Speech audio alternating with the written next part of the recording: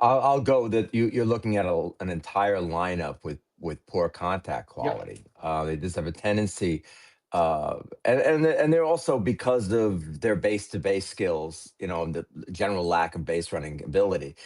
They kill a lot of rallies without, on the bases, without doing any of the small things, and they just can't advance runners. And that's something that they can't do in the season either. They haven't done that well seasonally. They Right. just they plummet you with 3-run homers. You get to October, and there's no way that Nope. they can operate that team on those small necessary skills that people laugh at now.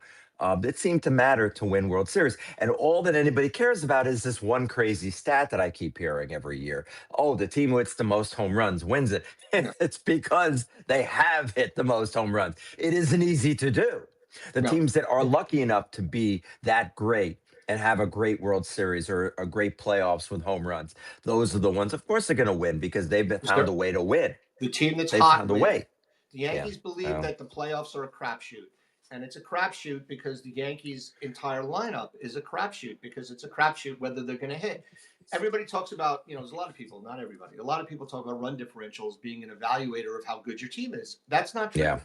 The Yeah. Yankees pummel people 14-1 and then lose games 3-2, 2-1. That's going That's to it. make for a great run differential, but it's not going to make for a team that can battle out those close games Mm, and do what needs to get done when it's a yeah. low scoring game. And generally speaking, in the playoffs, the teams have better pitching, which means the games are somewhat lower scoring. Last year, there was a little different. It was much more high scoring 7-5 games than there was 4-3, 5-2 games.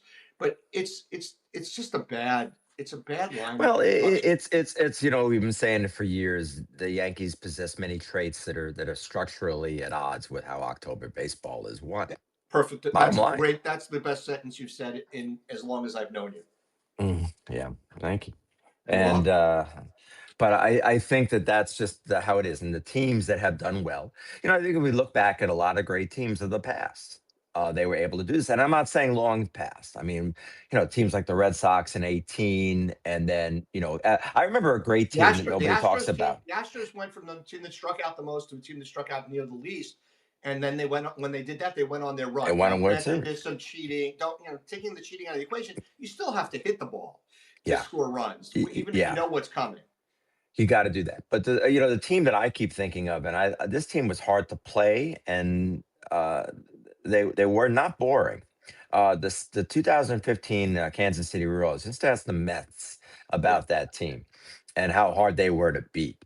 How hard because those guys they didn't strike out. They had elite uh, uh, bullpen pitching, and then they had very good situational. I'm willing to say that if you have good situational hitters with a couple of home run hitters, you could probably win the World Series without having a good starting pitcher. well, I mean, look at the old Cardinals teams. I'm not saying that the Yankees should be the old Cardinals teams because they had one home run hitter in Guerrero, Pedro Guerrero, Mhm. but Yeah. and they had a bunch of guys with 16 to 25 home runs, and Pedro Guerrero hit 35. But you do need a Mhm. lineup where you're going to have some smackers at the top, like a Willie McGee and to a certain extent, Terry Pendleton and a couple of other guys that are going to make contact and set up. You need the table setters, as they call them.